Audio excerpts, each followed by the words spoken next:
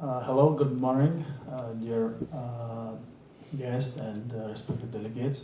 Thank you very much for joining us. Let me introduce myself. My name is Muhammad John Kabirov.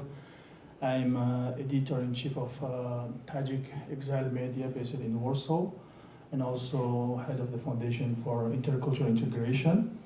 It's my great honor to moderate today's conversation about political prison situation in Azerbaijan, and unfortunately in the past year, because of the climate change conference which was held in Azerbaijan, the situation of the human rights was eradicated, and now a lot of activists were imprisoned because of the Aliyev did not want it, the international guests, to see the critics. And in advance of this conference, the Aliyev imprisoned many journalists, human rights defender, activists, in order to prevent them to publicly speaking or criticizing his regime. So that's why today we are discussing the situation of the political prisoners in Azerbaijan. Let me introduce the speakers. Diana Nazaret, she's representing Institute for Human Rights. And her background, she's based in Geneva for now, and she's working with the South Caucasus and focusing South Caucasus, and mostly defending human rights and advocacy for human rights. And Emin Husseinov, well-known activist and human rights defender, journalist, but he's now climate observer for the Azerbaijan. And Diana will give brief information about the political situation, and especially about prisoners of political prisoners. And then Emin will contribute to this conversation. Thank you very much, and for joining us this morning. Please. Yes, many thanks. Many thanks for introducing me, and It's working. yeah, it's working great. And many thanks to everyone for joining us today. It is particularly important discussion right now because, as what it was already mentioned, the COP is about to be held in Baku this November, and due to this reason, we now have an alarming situation, and it is been deteriorating for the past year. We have a sharp increase in the number of political prisoners. The number raised from 99 to more than 300 individuals. And I would like to start maybe with a brief description of the general backslide in democracy in Azerbaijan to give you the picture of what is happening in the country. And in a few words to describe the democracy in Azerbaijan, it needs to be said that Aliyev family has been ruling the country for 30 years. And the current president, current incumbent, he took the presidency after his father in 2003, and he remained the president ever since. This year was marked by two snap early presidential and parliamentary elections on February 7 and September 1st, respectively. And both elections were conducted with serious violations, which included lack of genuine political competition. Most candidates who ran for president's post, they were in fact supportive of the government, and they didn't show any harsh criticism of the ruling regime. The media was biased, and there was very little media coverage of the campaigners for their presidential post. There was electoral commission's lack of impartiality during the voting process itself. The numerous cases of carousel voting were detected, and definitely there were cases of procedural irregularities such as ballot stuffing, incorrect protocols, and discrepancies in vote counts. And the ruling regime preserved its power for the upcoming years, and even though no legal explanation and no logical explanation was provided on why there was such a rush to conduct snap presidential and parliamentary election, it quite makes sense because Baku is about to host up to 80,000 participants during the COP, and the government basically didn't want to ruin its picture-perfect image of the current regime with any kind of opposition activities or protests that may come out on the streets. So it was basically necessary to conduct these elections, and elections were successfully staged, resulted in 92% of votes in support of the current president. The same sad picture is with the freedom of expression, association, and assembly. The independent media basically is non-existent in the country. The independent media outlets, they were shut down. The offices raided, and the leaders are under arrest. Among around 300 political prisoners, more than 30 are journalists and people in media. The law on NGOs that has been existing since 2013 limited the activities of NGOs and resulted in arrest of numerous civil society activists. Existing regulations, they prohibit foreign funding, and the regulations are used to accuse NGOs members in money laundering, in abuse of power, in money forfeiture, and in money smuggling. So basically, if you receive any funding from abroad, no matter which donor, even the most respectful ones like NAD, EED, and the European Commission, you might be arrested on money smuggling or money forfeiture charges. And this was the case with Abzats Media. It was one of the largest local-based media outlets in Azerbaijan.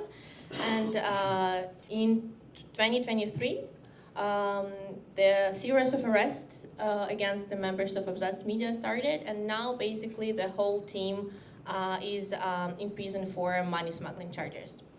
Among their team, there are 3 women journalists, Sevinch Bagivgizi, Nargis Absalamova, and Elnara Gasimova. And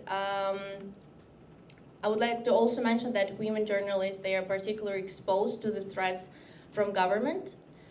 They often face intimidation and blackmailing in regard to their private life. And in prison, they often lack the basic hygiene supplies and adequate medical care. Their physical and their mental health are in particular risk. Government uses numerous intimidation tactics among those who dare to speak out, including illegal surveillance, including blackmailing, public pressure in the social media, threats to family members, and physical attacks. And additionally, government uses financial threats with the instances of bank accounts to be frozen if you or your family member is about to give any statement, and during the prosecution period, if you're a witness, if you're in any case relevant to the person under persecution, your bank account may be frozen. This imposes additional hardships to the plight of those who have very restricted access to funding, because foreign funding, as I already mentioned, is limited and prohibited. And additionally to that, even after silencing you, blocking your bank account, after targeting your family and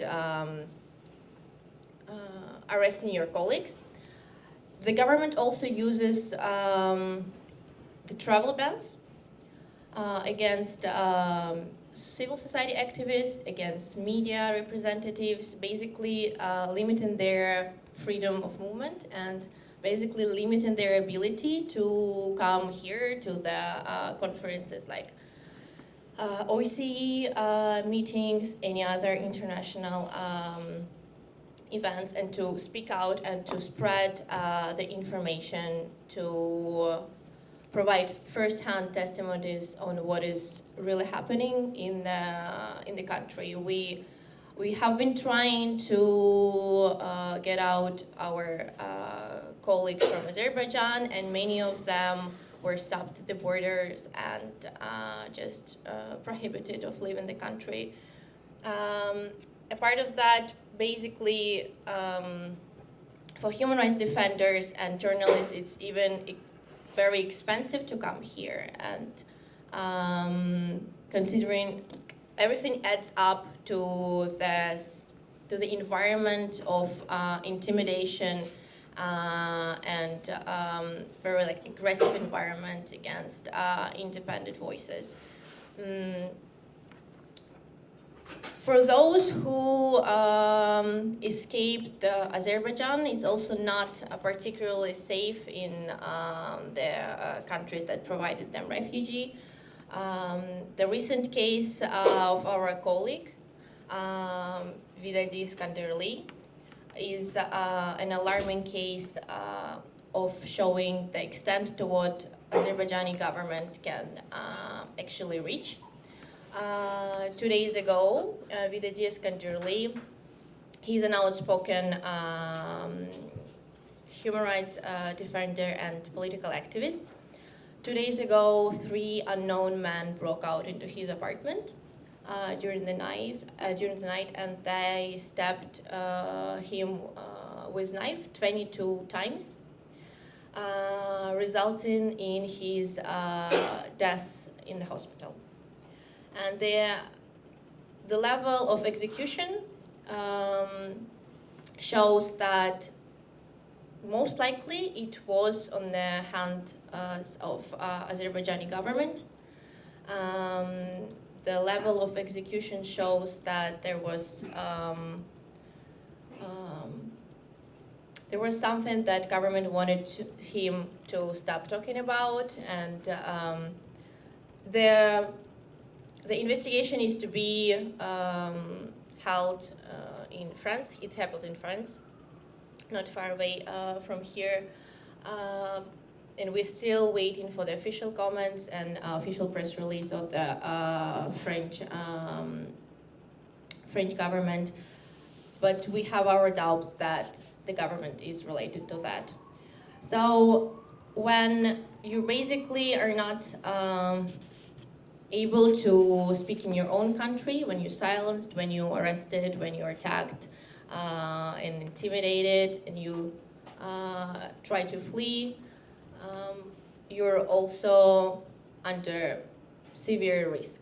So to give you this, just to give you a brief background of the current situation in Azerbaijan, and this is the country that is about to host COP29, as we already said. And I believe that this discussion is particularly timely because a lot of national government representatives will come to Baku, a lot of civil society will come, and we decided to host this side event to raise your awareness of the state that, like, most likely you or your colleague will attend, and do not fall for the lies of Azerbaijani government and who is trying to whitewash and greenwashing themselves with their sophisticated environmental agenda.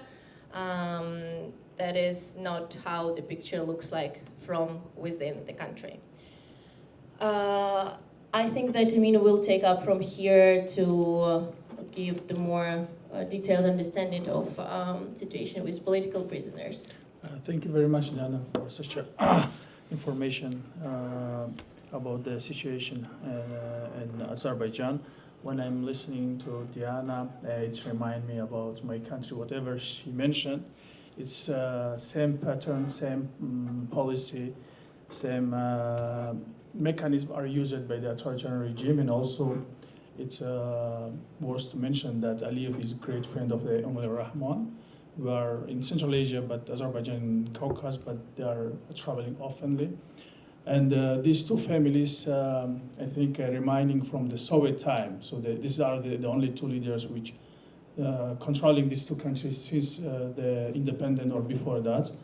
And also you see common nepotism. It is quite interesting. You see the authoritarian regime, kleptocracy, and nepotism in these both two countries. So you might see authoritarian regime in other countries, but you cannot find these three unique situations: authoritarianism, nepotism, and kleptocracy. You find in Tajikistan and in Azerbaijan, because the Aliyev, vice president of Azerbaijan, his wife, and in Tajikistan, the chief of staff, his daughter, and the speaker of the Senate, his son. So same situation.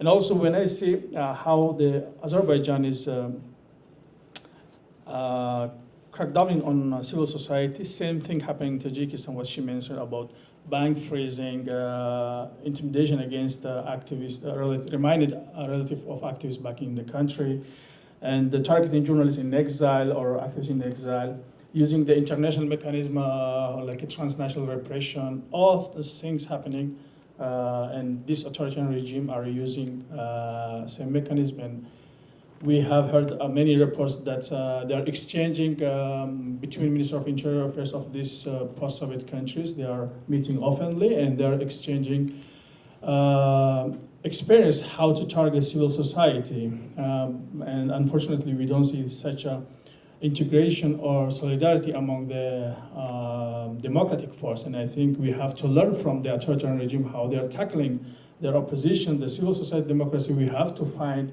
a solution how to tackle them back and how to fight against this authoritarian regime. Thank you very much.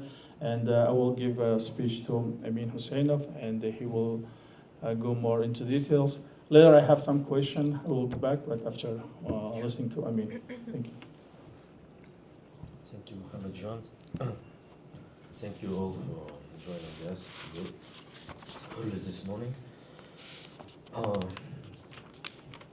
And thanks for helping us organize this event. So, I'm Amin Husseinov. I'm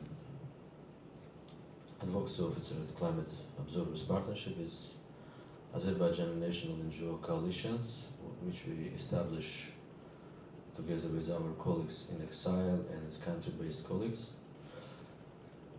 And COP29 in Azerbaijan. As you know, for this year, Azerbaijan hosted UNFCCC Climate Change Conference. And as Diana mentioned, thousands of participants, up to 75,000 participants must be attend to this 10 days event in Baku from 11th to 21st of November. And thousands of journalists, more than 150 heads of the state supposed to attend there. And it's multi-stakeholder discussion supposed to continue 10 days. And significant role for these discussions is supposed to be gives to civil society representatives and journalists, but unfortunately today most of our colleagues are not able to join to these discussions, and we receive completely opposite opportunities.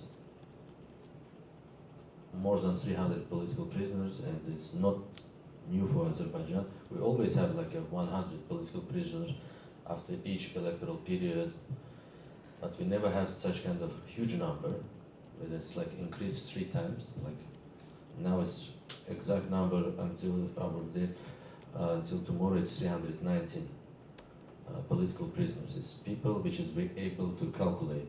Probably this numbers is much more higher, but with limited resources of Azerbaijan civil society, we only able to contact only those, but it's not means for this is exactly the same number. Probably it's much more. In the same situation we observe in Belarus or in Russia. It's difficult in such kind of repressive environment provide clear number.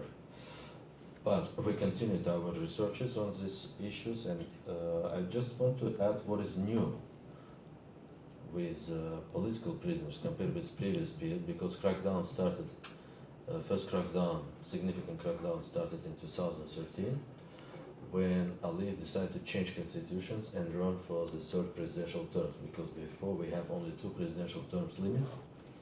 He changed constitution up to how it's convenient for him and his ruling family. And first person who is arrested, and this is our colleague Anar Mammadli, who is head of one of the leading electoral watchdog in Azerbaijan. He's arrested in 2013, right after Aliyev's third presidential terms. And the European case for human rights recognizes this arrest politically motivated, and they make strong decision on Anar Mammadli and other famous political prisoners cases, and called for release him and others. But today, 11 years later, after snap parliamentary presidential elections in February 2024, Anar Mammadli again arrested with the same, exactly with the same charges. It's only one stuff new with these charges, like money smuggling and money laundering accusations. Probably they can add more articles as like abuse of power, tax evasion, and illegal commercial activities. That is like a typical charges which is we received first time in 2013-14 repressions period. And after 10 years break, when under international pressure, Aliyev is supposed to release our colleagues, and they have like small windows of opportunities to somehow operate in Azerbaijan. Right now we received triple times higher repressions and the same results, more than 300 political prisoners. Some of political prisoners right now arrested on third and fourth terms. Imagine like Bakhtiyar Gadji, is famous activist, human rights activist, is former alumni of Harvard University. This guy arrested again with the same charges, and he's arrested right after when he participated together with us on the side event in this room. He returned back to Azerbaijan and arrested. Many other colleagues who participated with us last year on this OSCE Human Dimension meetings, right after when they returned back, they arrested, and today they are not able to join us. Some of our colleagues who are supposed to be with us today, one of our colleagues is not able to leave the country because she have a travel ban. And something new what we have, it's for this time we observe for not only political prisoners punished, many of their relatives start to punish. For example, all of this mentioned famous investigative journalists from Abzats Media, Toplum TV, from Canal 11, Canal 13, all of them have a numerous of close relatives, mothers, fathers, spouses. Imagine the government and General Prosecutor Office make an order to arrest bank accounts of sick people, like even disabled mothers or fathers. The small amounts of money, imagine like you have a pension card, which is your government paid you 200 euro per month for sick mother, and even government freeze this kind of cards. They try to show for no mercy to anymore. And if some of you asking why this times repressions increase, I think it's not only COP29 issues, because we are expected also post-COP repressions. we can talking about this maybe tomorrow because we also have a side event at 8:30. I'd like to say this is much more deeper issues. Aliyev, he started to introduce already his youngest son, which is 27 years old son. And a week ago, it's first time when he met with his committee minister member, his son participated with him and his mother. Imagine his mother now is since 2016 first vice president of Azerbaijan. She is not elected by anyone. She is just appointed under presidential order, and until today, almost 8 years, she is first lady and also first vice president of Azerbaijan. And I would like to remind, for Azerbaijan is first country in the world who have this kind of shameful experience, and maybe first and last still country in the OSCE area when its closest relatives have a second important position in the government. Of course, Mohammed John mentioned it like Tajikistan, but in Azerbaijan it's happened first time, and second time it's happened in Nicaragua when Daniel Ortega appointed his wife to vice president position. This happened right after, a few months later, when Ortega said, "Oh, look, Aliyev, member of OSCE, Council of Europe member, and like a country leader which is part of the Europe, if he able to do this, why I'm not able to do this?" And this kind of trends continue today. We see for Aliyev start to prepare his son for future high political positions, and he's able to easily appointed his son as like second vice president without consultation with anyone. And during the last 30 years of existence of Aliyev family, they increased their all economic wealth in their family's hands, all profitable spheres of economy, from transport, tourism, banking, insurance sphere, controlled by the same ruling regime. That's why we have today zero tolerance to any kind of criticism.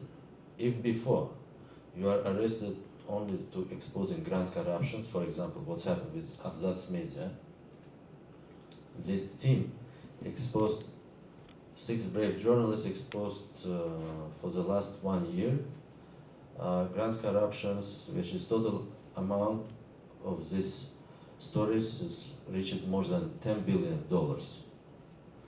Imagine that these guys arrested with money laundering, money smuggling, tax evasion cases.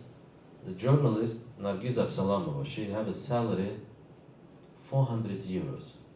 Imagine 400, and she's received this maybe not permanently, from time to time. It's like she's applied for small grants, and she's received as a freelance journalist, and Abzas Media published these stories.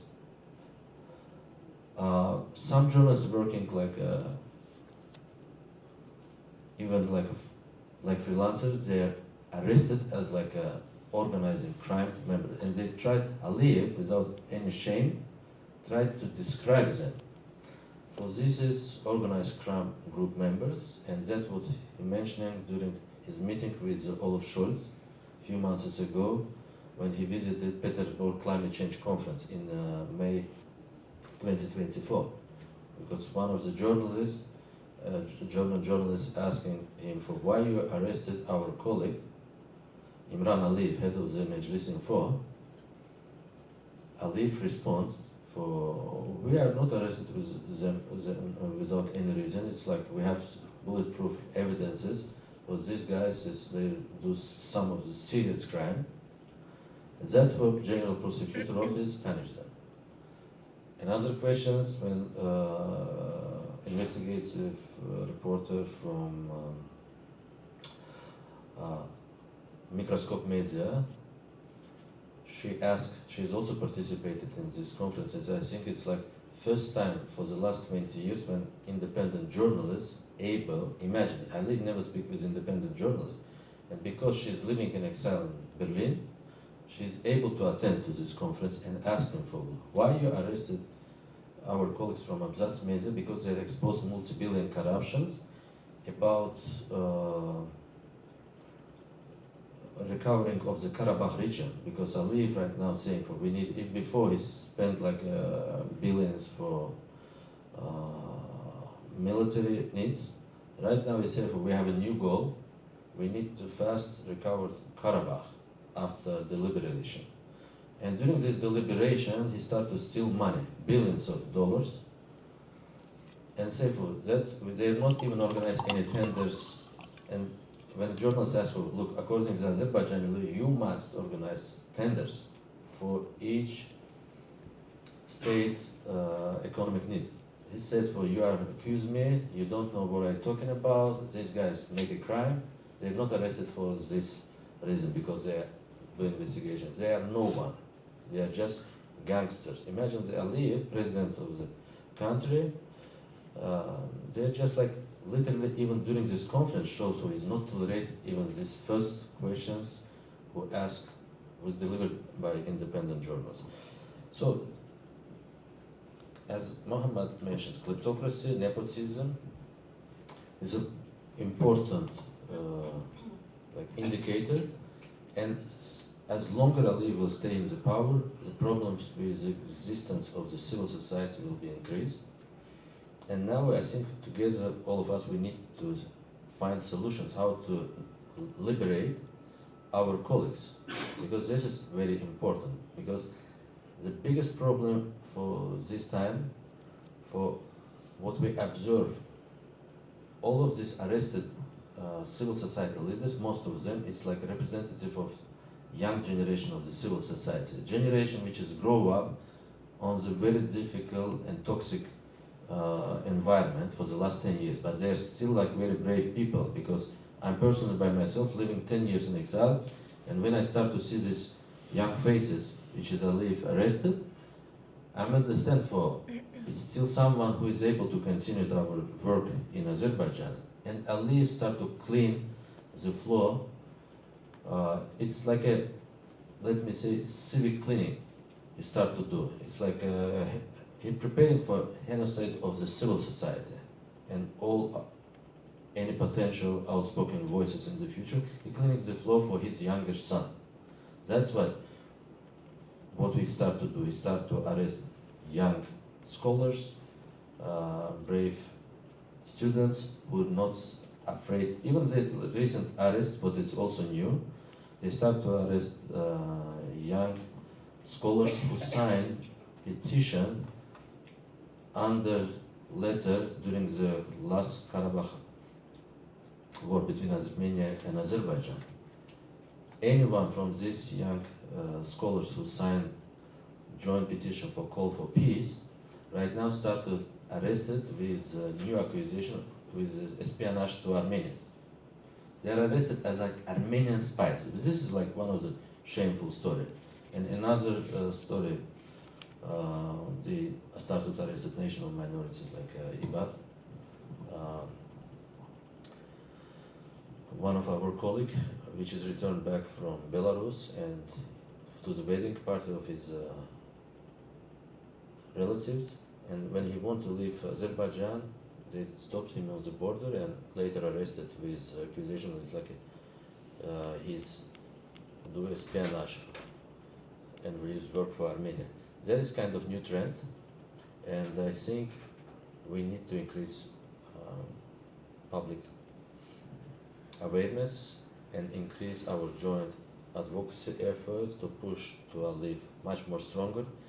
And in the final, we need to bring our people out of this prison. I would like to stop here if you have any questions. Thank you, Amin. You mentioned that Aliyev,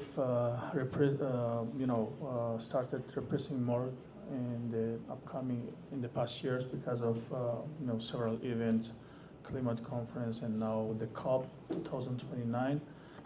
I think this is the common nature of authoritarian regime.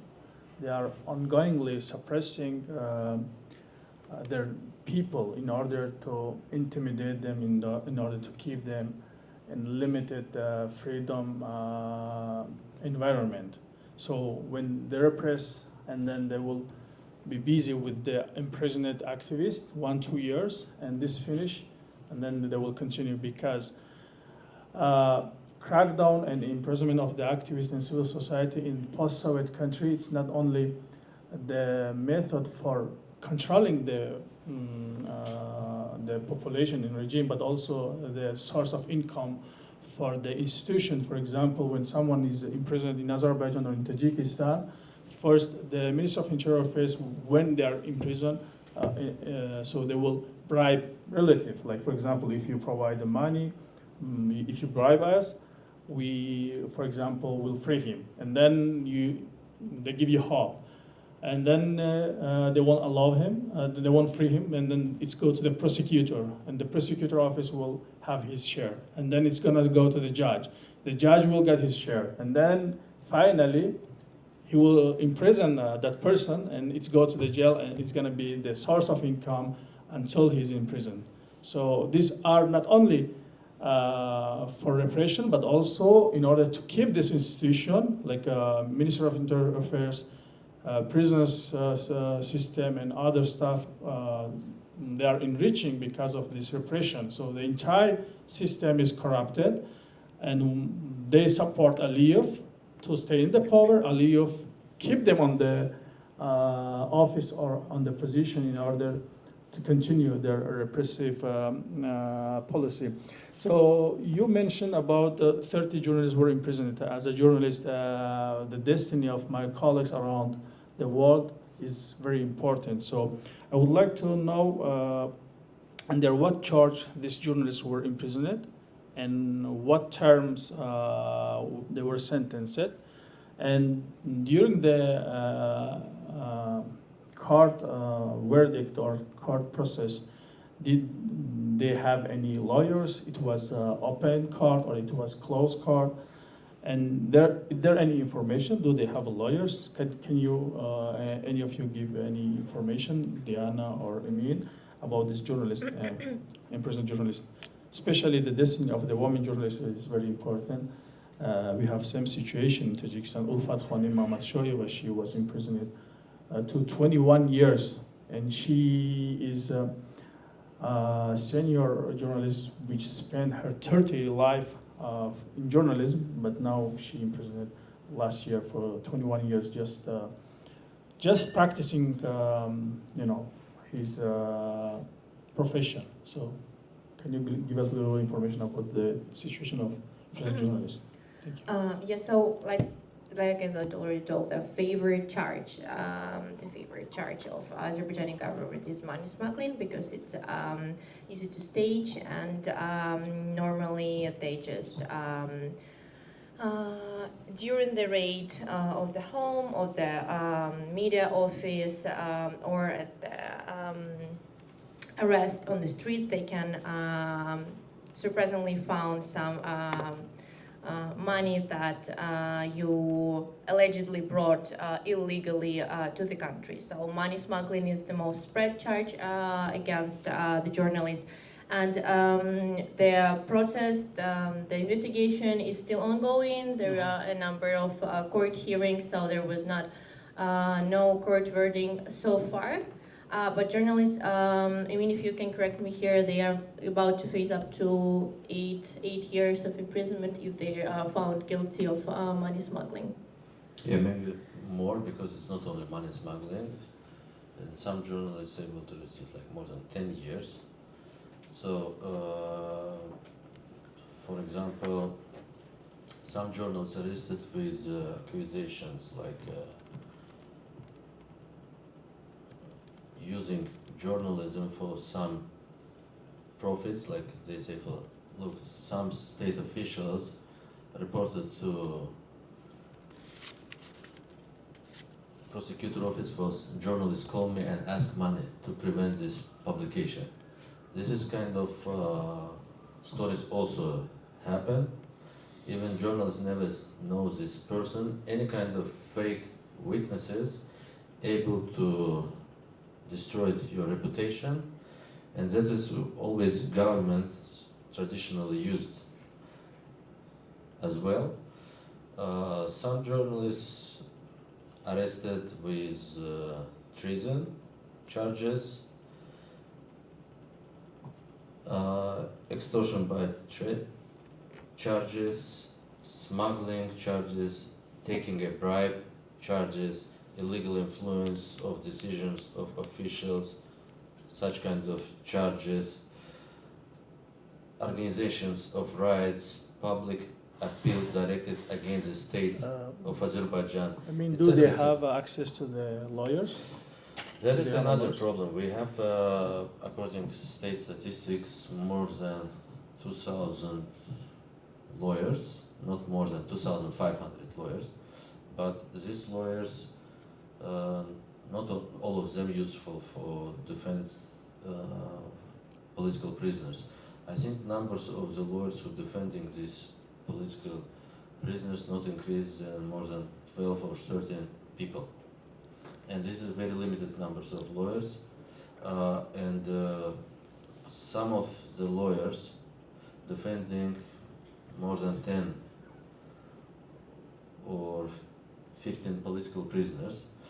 Many political prisoners, like religious, like Leaders. leaders who are arrested with religious espionage to Iran, etc. kind of charges. They're not able to even to get proper legal support, because first of all they have more than 200 people like this.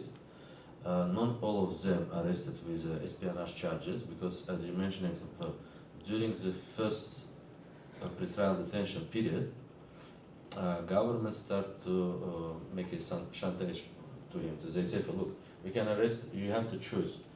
You are Iranian spy, or you're someone's spy, or we can arrest you with the drug charges, you can leave the prison after 5 years, or you can stay here more than 15 years. People who's compromised, but this provide you, you have to decide. Don't ask like any kind of support from human rights groups. If your relatives, your wife, mother or son or daughters asking anyone's support and start to raise awareness around your case, we will change charges for this espionage or religious extremism charges. So that's kind of stuff. Let me tell you, maybe 75% of the all political prisoners staying without proper legal support. Okay. Thank you. I mean, I have last question, and then we give a floor to the audience. If anyone have a question, they could ask. Please tell me if in the past years any Azerbaijani state officials, judge, ministers, or any member of the government were sanctioned because of human rights abuse in Azerbaijan by the EU or US, or sanctioned any state officials? Yes, like more than 1 year ago, we have only one precedent when the US State Department announced for some of Azerbaijan officials also included to the sanctioned list. And but unfortunately, this is not of the representative of the high levels. High level officials. Yeah, high level. It's not like high level officials. It's like some of deputies, like. How many officials? Like 1, 2, 10? Up to 5, I think. It's like, if I'm not mistaken. Only by US, not the EU. Yeah, Yes. no one from EU, and it's like very small numbers, because one of the guy which is work for Minister of Internal Affairs and is quite well known to providing torture for the victims and political prisoners. They are put a person like this, and also US have a practice do not publish the whole list. Because some of the sanctioned people not published, maybe some high-level officials, because what we hear recently, some high-level officials, when they request American visa, The visa was rejected. Visa was rejected without any kind of Okay. reason. Thank you. We have 12, 13 minutes, and this session will give the floor to the audience. If anyone have a question, can you take the mic? or- Yeah, why? You can have.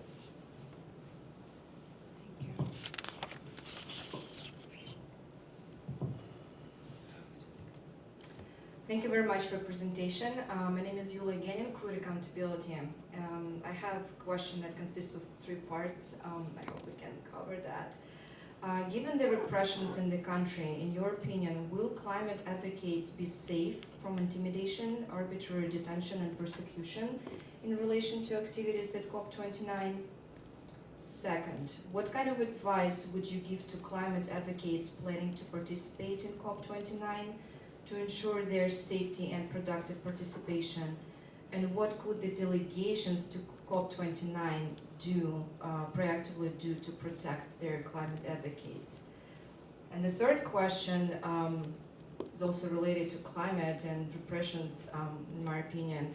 How, in your opinion, Aliyev's regime correlates with Azerbaijan being a petrostate so heavily depending on fossil fuels? Thank you. Oh, yeah. I will go first with the climate advocates. Did you mean the foreign ones or the ones that are surviving inside the country? I meant foreign ones. Foreign ones. Well, I don't think that during the COP itself, the climate advocates, specifically foreign ones, will be targeted by the regime, because the whole Azerbaijan will be the international spotlight. And if you are a climate activist from the outside and you're coming to participate in COP, it's on the auspice of UN, you probably will not be targeted. Definitely, if you are a human rights defender and you've been criticizing Azerbaijan heavily on the international stage, that's the time when you shall consider whether you are in the condition of going. That's the government can use, they can fabricate any charge against you. So that is a big question. But for climate advocates, I think that the period of 2 weeks will be relatively safe. And I would like to say that the national delegations that are about to participate in COP29, they shall be more aware of the people who are inside Azerbaijan, because I think that international organizations that shall raise awareness with those who are about to participate in COP29, with those people who are going to be there at the plenary and who can raise the question that, well, guys, we're here in Baku in the middle of the deteriorating human rights situation, and we are targeting, we are hoping to have an inclusive dialogue, but it's impossible to have with the people who can freely speak out. So I think that the national delegation should care more about the freedom of speech inside Azerbaijan, and then she'll target this question more. Thank you. Do you want to add anything?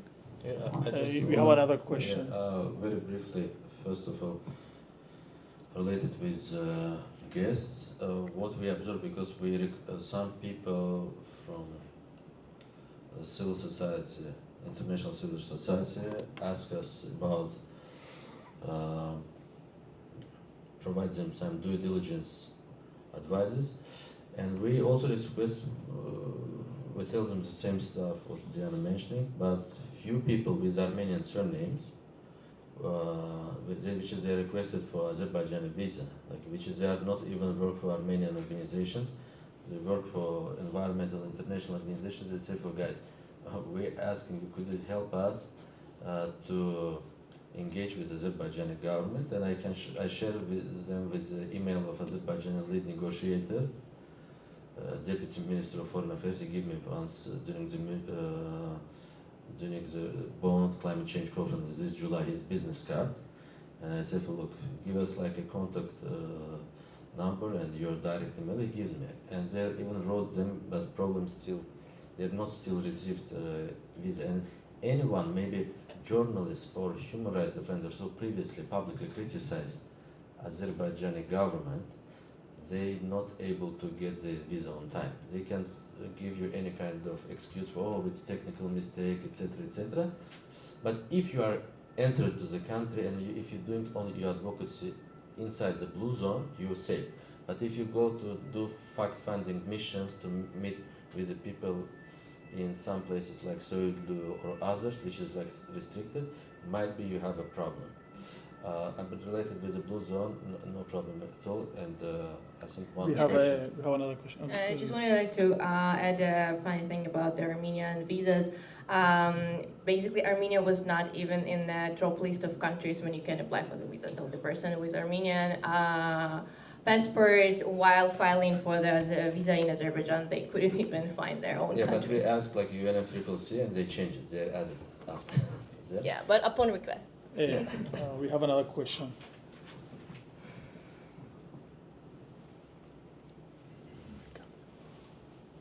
Yeah, you can have a mic. Yes, thank you very much for your presentation. I'm Supana Sandi from Azerbaijan. I have one question about that. As we heard from the international organization, the government particularly rejected to give a badge to international organization or to decrease the number of badge. For example, I heard them from the Cambridge University that the government provides only one badge to the whole Cambridge University. For COP. Yes, for the COP29. So, do you think that also I heard this from the other international organizations which the government refused to give enough and meaningful participation for their participation in the COP29? Do you think that under these circumstances, the participate in COP29 for international organizations is meaningful? So the problem with the COP29 participation, first of all, it's participatory badges approved by not Azerbaijani government. Badges approved not by Azerbaijani government officially. Of course, they may be consulted with the Secretariat of UNFCCC. The numbers, badges approved by United Nations, like for participation, and many NGOs complain for they don't have enough badges. For example, our coalition has 7 badges, like a Climate Observers Partnership, but they still don't granted us space for our side event. We're still waiting, but it's many other problems. But we have like practical advice. Anyone who want to go there, if you don't have a civil society badge, which must be approved, you need to have advanced NGO status, or you're someone who has this status supposed to delegate you. You can register as like a journalist. It's very easy. You're asking, or freelance journalist, you need to write to UNFCCC Secretariat, request a media accreditation, and with this media accreditation you have full access for the blue zone, and this is kind of solutions for you. Yeah, and just like a quick word about the badge allocations. So as far as we know, the badges are allocated in accordance to the venue size of the venue in Baku, and it is upon the decision of UNFCCC Secretariat. Basically, there's might be some influence from the government, but it's not decided directly by them. Thank you. We can take one more question, please. Can you? Thank you very much for the presentation and for all the information that you shared. I have a more general question on the civil society situation in Azerbaijan. So first thing that I wanted to ask is, how would you assess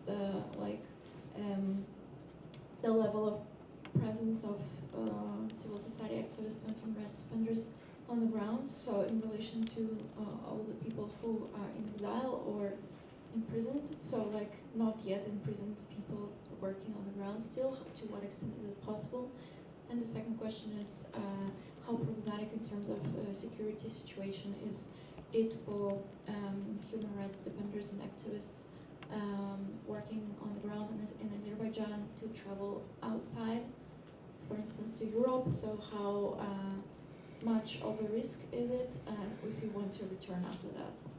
Thank you. Yeah, please. Who's going to answer?